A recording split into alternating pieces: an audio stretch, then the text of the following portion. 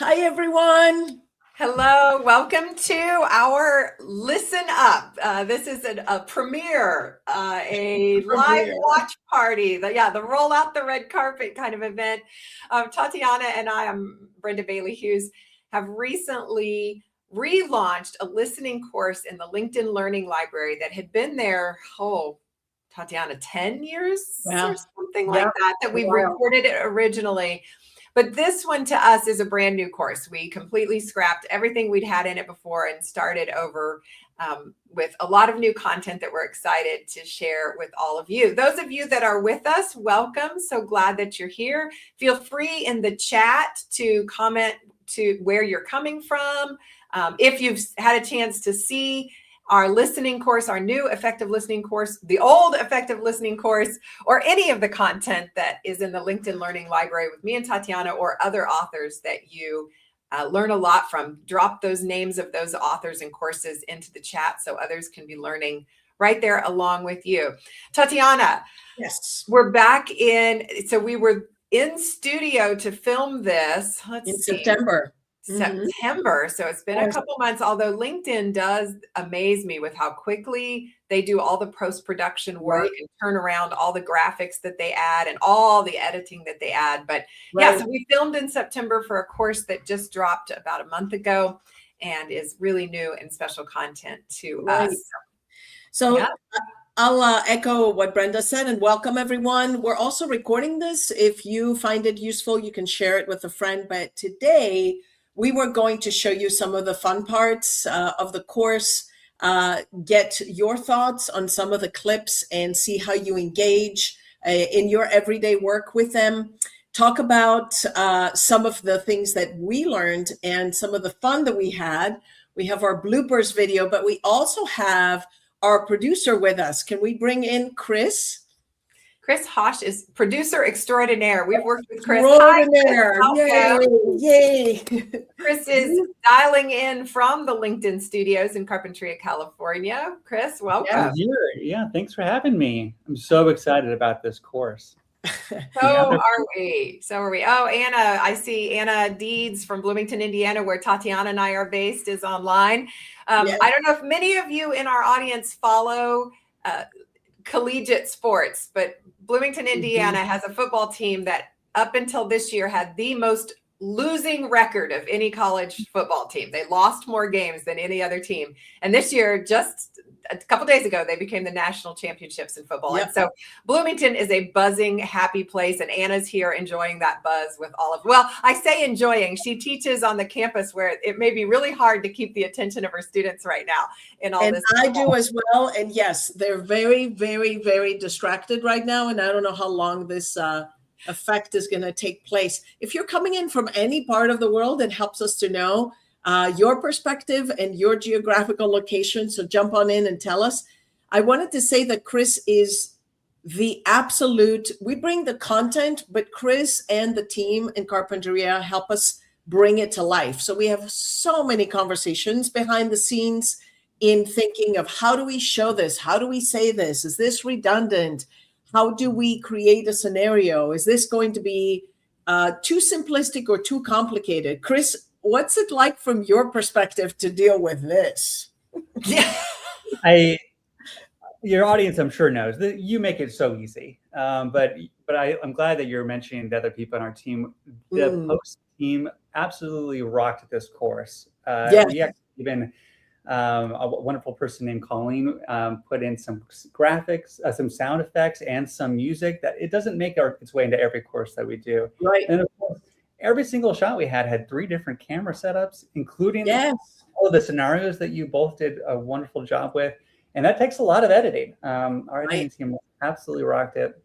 And of course, our director, Ben, on set, and Natalie as well. So I think we've got some of those pictures as we're chit-chatting. Maybe you can give us one of those shots there. Oh, okay. Here's some of the team that Chris is talking about.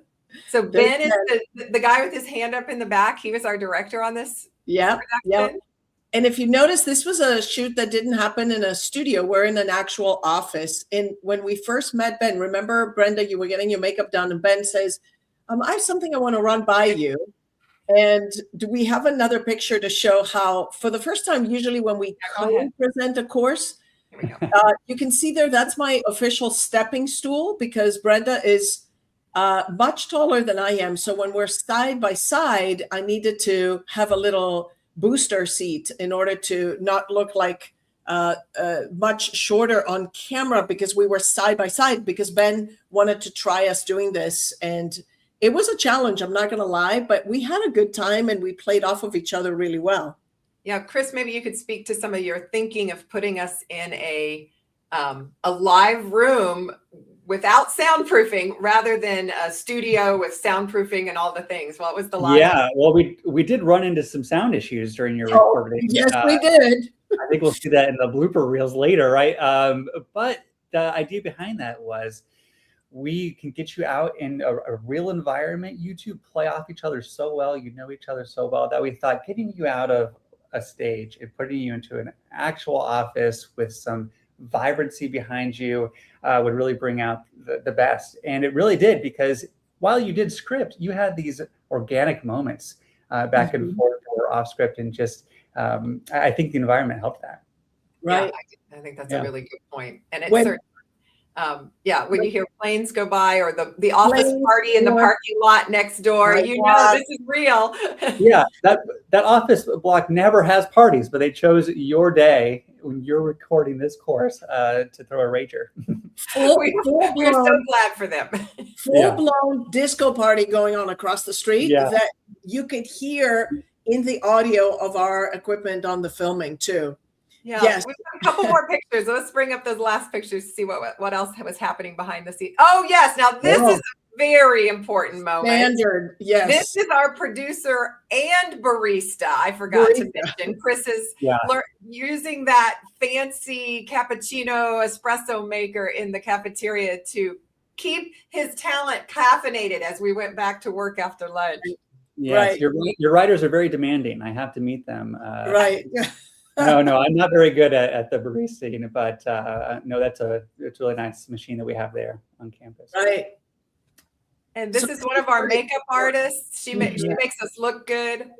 Stella. You can see my stepping stool there on the bottom and we have to have markers exactly of where to stand and where to be, so that scenes are pretty fluid and they're pretty cohesive, which we do a good job following directions, don't we, Chris? Yes, of course you do. That's all our pictures, right, Shelby? Did I miss any? If so, go ahead and here we go. This is there you go. One of the things I wanted to comment on, I commented on, I think it was Dean Carell's post about bloopers of making mistakes on the instructor standpoint. We are speaking very fluently. We're using tips that we follow on our teleprompter, but we mostly are trying to be conversational. And that means that the longer the day goes and the more tired or sleep or jet lagged we are, sleep deprived, we make mistakes. And I would say, regardless of the topic, this setup can be quite intimidating initially. And people like Chris and Ben do such a good job saying, no big deal, let's try this one again, versus you fumbled on this 5 times. Can we focus? So you make us feel very welcomed and not nervous, because I would think for anyone being in that setting, when everyone is watching you make mistakes, it kind of goes back to the football analogy, like you're watching a big play. But the poor people that are following you have to see you fumble, and it's not fun. But thanks for making it easier for us. I can't imagine, being on the other side where you are. Yeah. So thank you. You put up with us too in our call for rollbacks and things. Right. Yeah. It gives us lots of bloopers. Chris, you mentioned that you were excited about this course. I'm sure you're excited about all the content that you produce that comes out of your area. So such a fun space. But we talked a little bit about some of the technical things, running it in a non-studio environment to sort of bring it to life. I'm curious what else sort of resonated with you about this course, either the production piece of it and the lead up to the recording or the recording itself, or the content. What has been resonant with you about the listening course? Well, if we start at the beginning when we worked together, this was a course you both did a long time ago. I know it got a refresh in like 2019, but here we are. I think it was at least 10 years later from your initial recording. And while there were so many wonderful things that we wanted to incorporate that still resonated in this course, you both were so thoughtful about what is important right now, what's top of mind. You included AI as part of the course that, of course, is very necessary, top of mind. And then, the energy that you brought to the scenarios, it was so fun. I just watched it back the other day, and it's just so fun to see you both together. And a lot goes into that from a production standpoint. We had multiple people on cameras, on steady cams. That picture you showed of Ben, that's a whole rig that we had to wheel across the campus. But yeah, so really just the thoughtfulness that you put into the development. And then, when I look at the course, I think about, what really stands out to me is how listening is about being present. And one, working with you both, you're always so present. You're like exemplars for listening, and you make everybody around you feel seen and heard and important. And that's what listening does. And in the course, you would think a course on listening, what am I going to get out of that? So much is about you bring in curiosity, and you bring in like the power of questions. You give really good examples too, right? I know you mentioned this a few times in the course, where the power of changing a why question to a what question to really, and that comes up anyway. And there's that one that stuck out to me too, Brenda. I think that in one of the videos that you shared is those 3 innocent reasons questions. Right? I think it's when dealing with somebody in a difficult conversation, and you really want to work on your listening skills. What if you just assumed positive intent and get to the bottom of it? You assume that they mean well. Anyway, I just think that this course shows a lot about being present, being curious, in addition to working on and Chris, the one thing we added, remember, in the design was a lot of the biases that go into listening. We talk a lot about that positive intent. Our bias sometimes is towards negative intent because we're annoyed or we make assumptions that are not true. So it's sort of a listening plus course of the act of listening, but it's active listening, which means you're going to be engaged as the person receiving information or going back and forth. Maybe we should change the name. Know how to send this course to a colleague that might need it. Yeah. Always.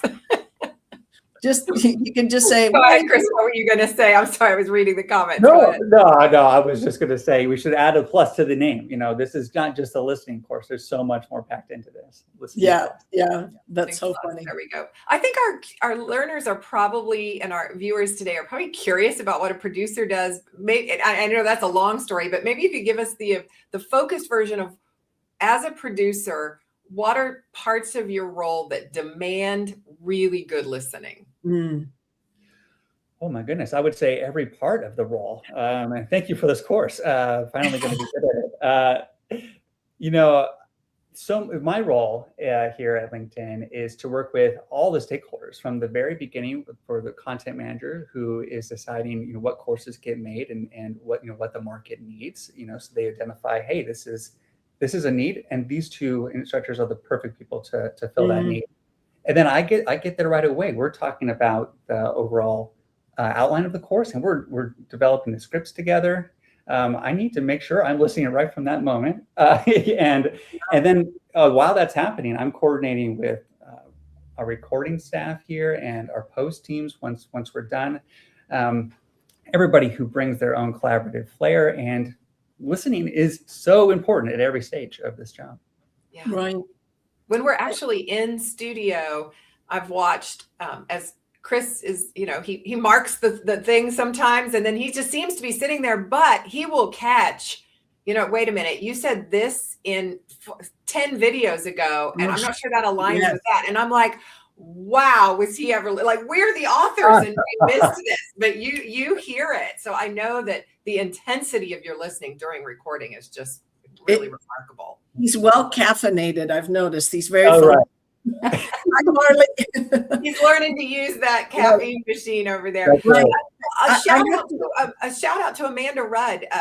You mentioned our content editors and that are content managers that they have their thumbs on the pulse of the market to know what you need. So we really largely credit any success any of our classes have with you, our listeners, to some content manager who is saying to lots of businesses and lots of professionals like yourselves, what's not working for you? Where do you need some help? And then guiding us to make sure we're finding the content that meets those needs. So wonderful to work with Amanda on this course as we kicked it off. Right. Shout out to her too. Good thought there. Chris, you and I are working on another project, and I've noticed sometimes what we see in the pictures of the filming on site, it starts, as you said, so long before, and together we with our producers literally ideate or decide it's better learning to do it this way or not this way. And you have to be so cued in, and also in so many different topics, because I know that you do this for people that maybe are doing more technical content versus soft or people skills content, or maybe something that's more professionally focused. I'm just amazed by how well you have to pay attention and to make beautiful results like this happen. That's fun. It doesn't always go well, but I try. Yeah, there's a lot of context switching in this job, but it makes it really fun. Right. To be the first learner on so many wonderful courses.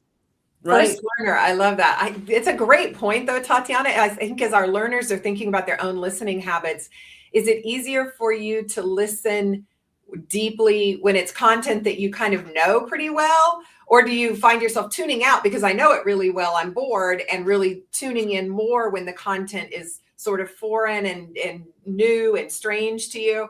I almost feel like I might listen better when it's content that I know. But then I might have some biases that sneak in too, because I think I know what they're going to say. So I don't know. That's a listening assessment to think about as you're assessing your own listening skills and trying to improve those. Maybe I'll do that this week. I've got a lot of different meetings with all different courses going on. I can try. I think, for me, I get to stay curious. And back to what is listening, for curiosity and presence. If I try to be present by being really curious about things I don't know, certainly I can add more value, or I can add more if I already know something about the topic. But I get to learn about something I have no exposure to, and then I have a lot of questions. A lot of opportunities to listen. Chris, in the course initially, if you remember, we say there's all these different reasons to listen, and it helps to go in a situation thinking, what am I listening for details? Am I listening for the big picture? Am I listening to be empathetic? And just the example that Brenda mentioned, you behind the scenes, tally marking, does this connect to this? We're just doing our thing, and you're in the background listening for details, because that's so important. That's kind of the producer behind the scenes that wants to make sure a learner doesn't say, well, that's not what we heard here, and there's a mistake, which we hardly ever get those anymore, but it's because of that type of listening. So I think you are a master at kind of knowing the type of listening you need to do during the time too. So now that we've embarrassed you. You're right. Absolutely. So Chris is an amazing producer. We love working with you. And Chris has put together a little clip of blooper reels that we're going to hold and show you after we give you some content snippets from the course. But for those of you who haven't met Chris and seen the behind the scenes, this is him. Chris, thank you so much for hopping in with us today. Thank you. Take good care of you and your family, and we'll see you soon. Thank you so much. Bye, Chris. Bye-bye. Take care. Bye-bye. How cool to bring him in. Hey, Brenda, I have a surprise for you. You have a surprise for us. Maheen, 10 years ago. Oh my gosh, I remember her. Yes, Brenda and Tatiana at GBI, the Coca-Cola MENA Scholarship Program. Oh. And I got to learn so much when I still apply in my work and marketing professional. Thank you for being here. Mina, tell us where you are. I'm curious, because this was a program that brought many students from countries in the Middle East. It was sponsored by Coca-Cola, and the students came for 2 weeks or a week? I think it was almost a month. Yeah. A month, where we were teaching courses on different topics. And I remember taking them to the on-campus beautiful cinema that we have to watch the movie Hoosiers. That's what I was there. So Maheen, I hope you're following Indiana football, because they did something similar to what happened in the movie Hoosiers. So that will be there. So it's always fun to see and have our former students join us. Absolutely. Let's dive a little bit. Yeah. Let's share some of the content with you. I'll tell you what this in the course if you get a chance to watch it. So one of the important pieces, and I think we've got a slide on this, is around listening with empathy. And I want to just talk through a couple of tips about listening with empathy, and then show you one of the clips from the course where we tried to demonstrate the wrong way and the right way. So, Chris already said it, be present. And that's thinking about your nonverbal presence, your mental presence. That's just a huge part of listening. Paraphrasing content and emotion. So, when Tatiana was talking to Maheen about the idea that this football team has done something really spectacular and special, if I were to paraphrase her content, I might just say, "Oh, so Tatiana, you're a fan of a football team that won."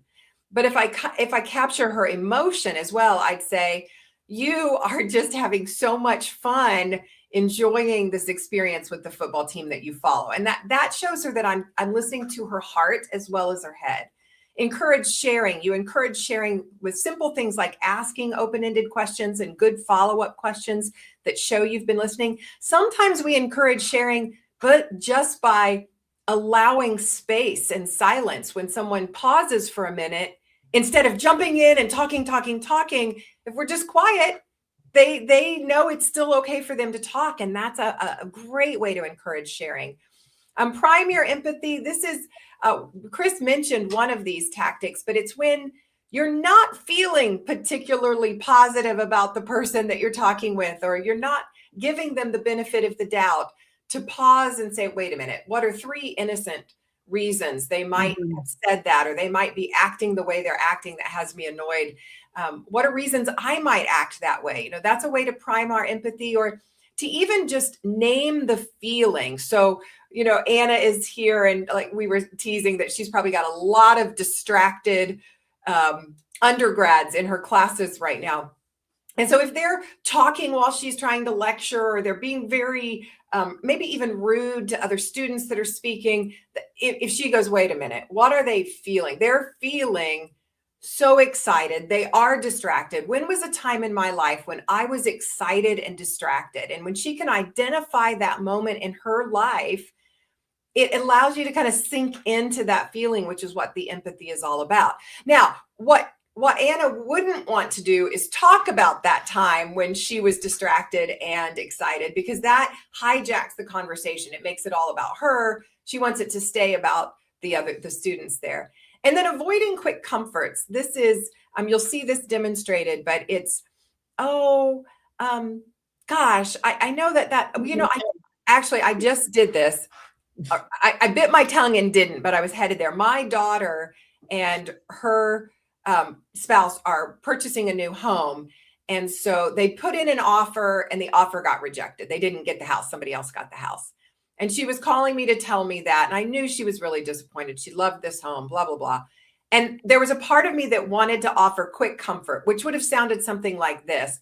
"Oh, I'm so sorry you didn't get that house, but don't worry about it, sweetie. That just means it wasn't really the house for you. The house that's meant for you is going to come." That second piece is quick comfort. And we do it with good intention, but it takes the focus off the speaker and off of her emotion. She's basically just told me, "I'm kind of brokenhearted that we lost the house." And I go, no, don't be brokenhearted. This is a good thing. It negates their feeling. So it's actually better to just go, "Oh, I'm so sorry. I can tell how disappointed you are."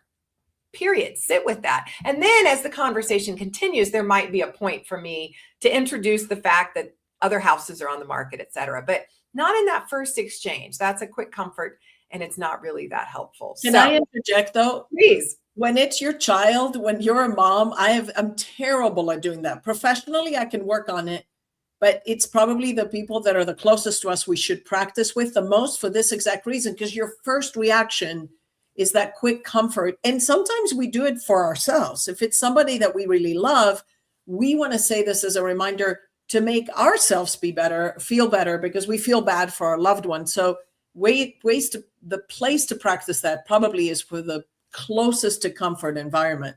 Yeah, that's good example, Brenda. Yeah. All right. Let's pull up a first little clip. We're going to show you the wrong way to be an empathetic listener. We'll chat about that for a second and then show you a version that we hope's better. Brenda, do you have a minute? Can I talk to you about the project that I'm working on? It is so overwhelming to me. Oh, come on. Quit worrying. You will pull this out. You always do great. Okay, there we go. So in the chat, you can start making a list of all Brenda's mistakes as an empathetic listener there. Tatiana, your response when I react to you in this way. Yeah, I'm like, a little bit of a little bit of an eye roll. You were just very close to sort of patting me on the shoulders. It's going to be okay. Yeah. And even if we took out that patronizing tone, even if I were to, because I do I have seen Tatiana pull out schedules that nobody should be able to manage, and she manages it beautifully. So I do know you're going to be okay. You're going to figure this out. Yeah. But that just wasn't the right time to say it. She wasn't looking for my advice. She wasn't looking for my encouragement. She was looking for connection. She was looking for understanding. And right. So there are better ways to do it. Or I didn't say, am I going to survive? What do you think? That's when you would have said, you've done it before, you're going to be okay. But I'm referring to something pretty specific. So in that case, it was not helpful. Yeah. And you were fiddling with your phone. So that right. When we talk about being present, it's got to mean that nonverbal presence. And there's some research out there that if your phone, even if you're not looking at it, even if it's just in your area where you could look at it, you are perceived as a less effective listener, a less empathetic listener. So when you can, just get that phone out of everybody's visual sight. Right. Let's see if I can do a little better.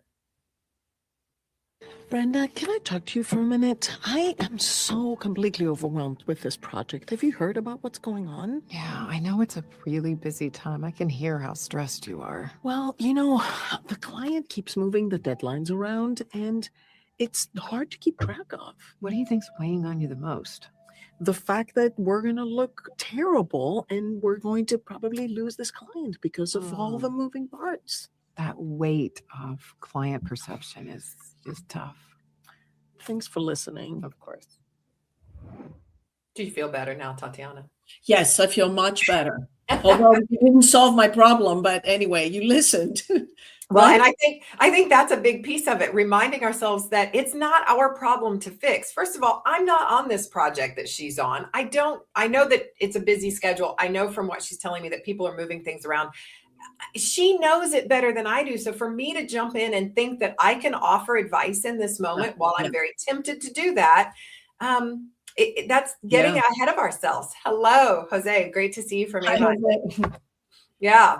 So anyway, we hope some of those tips are useful to you. And that if you saw yourself in some of the before, the empathetic listener, you can switch over and become a little bit more of the after empathetic listener and use some of those tips. But we had some other content around diffusing situations. One of the other things we wanted to talk about, and by the way, as we're doing this, I'm thinking if Shelby, our producer in the show, our beloved producer, can maybe drop in the link to the course. If people are interested, they can go watch it, because we were very, very thoughtful about the table of contents and how we wanted to share everything. One of the situations we thought was when you're listening and you're trying to diffuse defensiveness by things that you can do. Remember that at times listening is just really paying attention and not saying anything. But in a conversation and in the workplace, the situations are complex enough where you can do a good job by, number one, not interrupting and showing attentiveness with your nonverbals, just like Brenda did the second time. We want you to be able to paraphrase, just to say, I'm listening. So let me repeat if I think, or what you're saying is this, and saying it in your words to show that you are processing.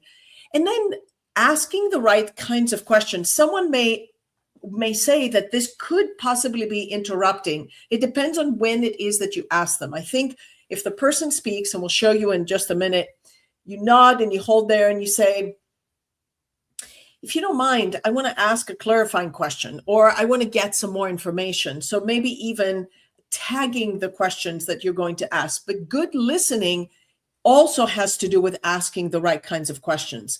We're going to show you some of the right kinds of questions, but I think we have another slide that talks a little bit about asking what kinds of questions versus why kinds of questions. And you'll see me demonstrate that. Asking questions that focus on the process versus the person. Obviously, if you say something that's focused on the person, well, how could you let that slip versus what happened in the way that the data was collected, and that we missed that we both are tackling this as an issue versus it's a personal suggestion. And finally, instead of asking a yes or no type of question, a close-ended question, asking questions that allow both people in the speaker and listener to problem solve together, or guiding the speaker to problem solve on their own specifically. So we show, and I hope, I'm not going to say anything. I want you to jump in the chat and share what examples do you see on the first one. What are the examples that you see? Let's play the first clip, and this is part of the class. So this is us back in the same setting.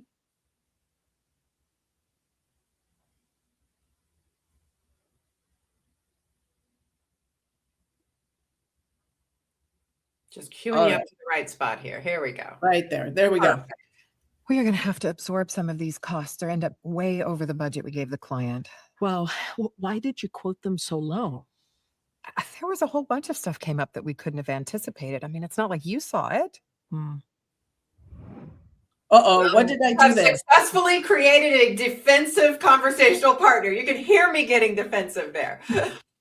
You didn't know. You didn't figure it out. Why Let's did I try get it again. defensive? We What did are going to Tatiana have to do to absorb some set off costs or my- end up way over the budget we quoted the client. Let's try to figure this out. I know we have a process. What are the steps that we followed here? So we used this internal checklist that we have that's pretty robust. So I don't think that's the problem. So do you see the difference between, so why did you do it this way versus what can we do differently? It kind of pushes us to problem solve, or gets Brenda to brainstorm on her own. And she knows enough about the process where she can do that. So that was a demonstration of the why versus what. And even if you take this one thing away of asking more what questions and just sitting in silence, letting the other person process, it's a really effective listening tip too. Shelby, Yeah, next one. Can I just add that Yeah. there are times when asking why questions, I mean, many of you've learned the 5 whys as a business construct. We've learned to ask why questions in problem solving modes sometimes to deepen the conversation. But but be thoughtful about when you're using a why question. If it's going to create defensiveness in another person, this is not the why time. Yeah. Anna also says it went from why did you do this? Why did we? And that again, even if you ask a why, at least why did we not think about this? How did we not think about this? So it again, it's and it also depends on, I think, the level of the relationship. If you ask a why question early on in a relationship that's not as mature, there's going to be miscommunication and misunderstanding. And if the other person is risk or conflict averse, they're not going to say anything. But behind in their minds, they're probably not going to open up to you again or soon. Let's look at demonstrating more questions that are process-centered and open-ended. So I don't think our internal process is the problem. The checklist is good. Did you use the checklist? Tatiana, I've been doing this for 10 years. I know the checklist. I know you know it, but did you or did you not use it? You're missing the point. Okay, how don't think it's doofus am I? Checklist. It's a good process. You seem confident in the process for sure. Can we look and see what we can do different in the future with these low quotes? Yeah. What ideas do you have? Why don't we do sort of a pattern analysis of all the projects in the last year that came in low? Now, did you notice?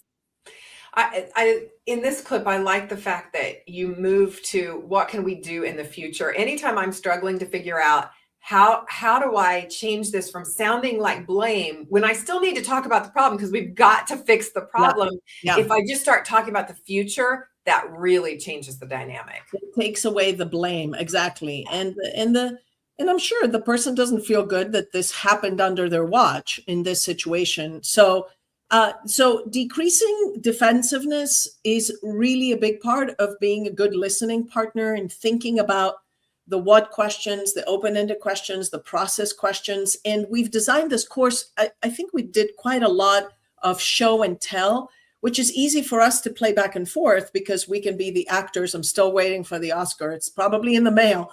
And we have several times where we jump in and demonstrate part of what we think. And again, Chris has left, but part of what makes it a good learning experience for our learners is that they see what it is we show, and then we go back and forth quite a lot. So I'm glad you showed these two pieces. Mm-hmm.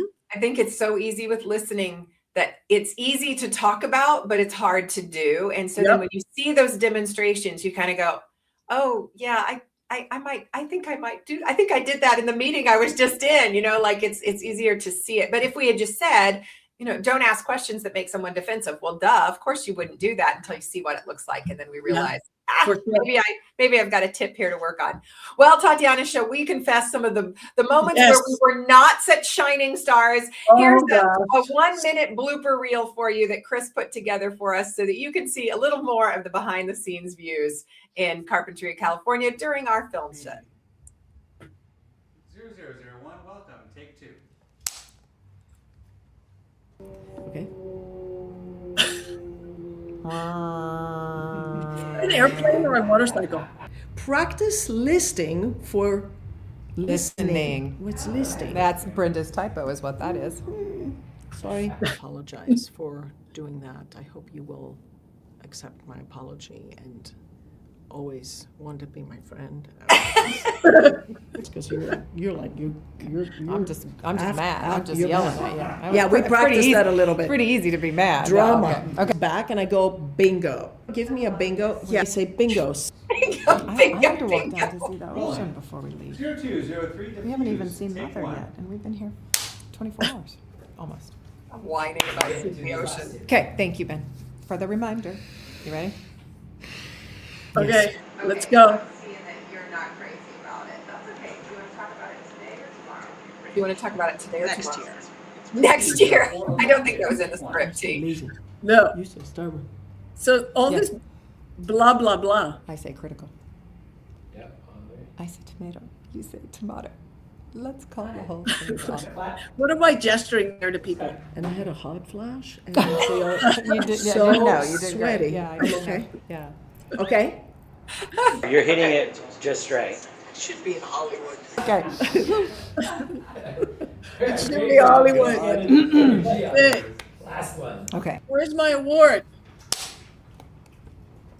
That was fun. That Is was this- fun. Is, That it- was fun. is this where the disco music is across the I swear, we did 1 hour filming and then the party started across the street. I was- wanted to cry. Yeah, it was a great idea not to work in a soundproof studio until it was a terrible idea not to work in a soundproof studio. Learners, in the comments, if you have questions for us or comments about this content, if you've had a chance to watch the course, and we'll put up a URL or a QR code here at the end so that you can snag that on your phones to watch it. But if you have seen it, tell us what you remember about the course or what spoke to you. If you've got questions about the course, please put those in the chat. You can see we have a great time filming together. We do listen intently while we're filming together in Carp. It's a lot of intense listening. As we know, many of you have work that requires just the deepest and most empathetic and compassionate listening imaginable. The course breaks down times when you do need to listen with empathy, but we understand that there's also times you need to listen sort of critically, to make calls, to make decisions. And we talk about how to listen for that. Right. We talk about listening when your primary objective is to build connection rather than to discern. Sometimes you have to listen in order to remember lots of little facts. and be able to act on those. So we've got lots of strategies for lots of differing listening contexts, knowing that listening takes different shapes. I have a question that Shelby dropped in, and I'm glad that you did, Shelby. What's the most common listening mistake you see?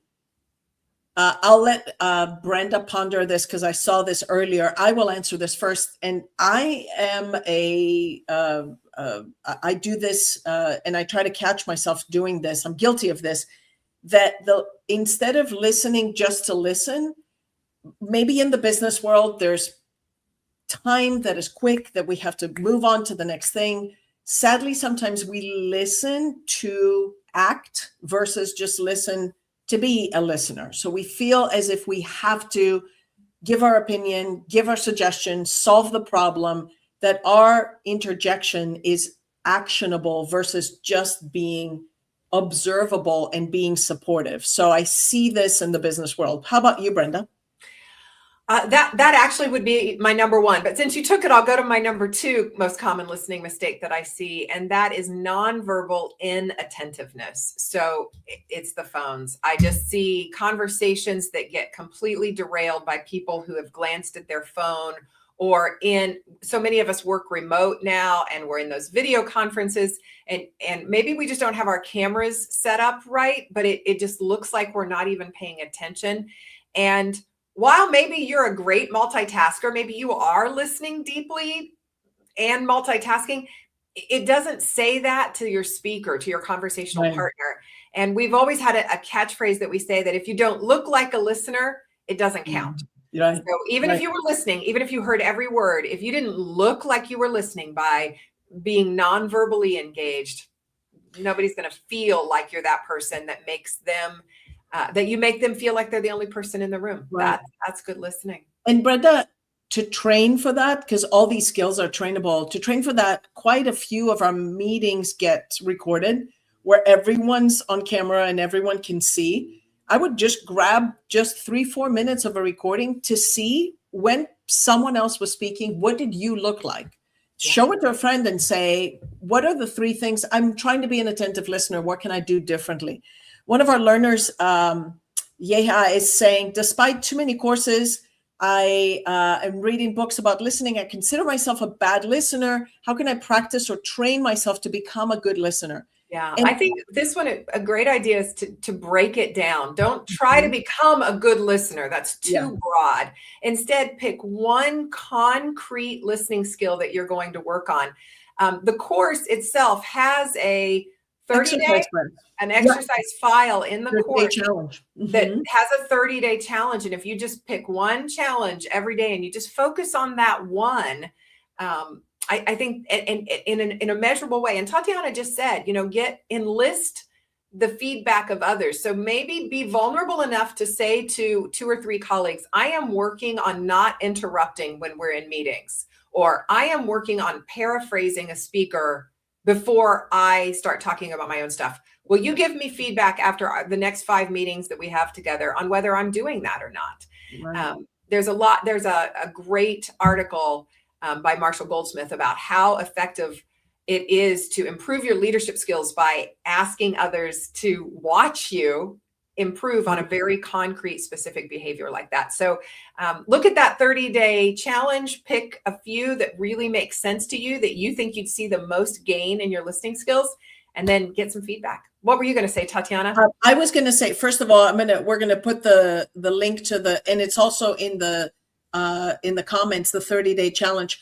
But Brenda demonstrated exactly, when you ask for feedback, you don't want to say, I'm trying to become a better listener. Can you just watch me in the meetings and tell me if I'm a better listener or a good listener? That's too broad. It's like saying, can you see, am I a better speaker? Be more specific and break it down, and look at some of the tools that we share that could be quite helpful. We think this way when we design learning, and we do this because we are educators and we want to, how do you understand it? How can you apply it? How can you learn it? How can you coach yourself? And we design in this way as well. So I think it's a good wrap, and we've had a great conversation. I want to thank everyone for being here. Yes, thank you everyone for coming. Enjoy the course, and Message us once you've seen it. Let us know what resonated with us, and share the course with others, not necessarily just the ones you most think need it, as Shelby pointed out earlier, but share with teams and friends and colleagues. And we're so grateful to all of you for giving us your time today. Bye-bye. Thank you. Bye-bye.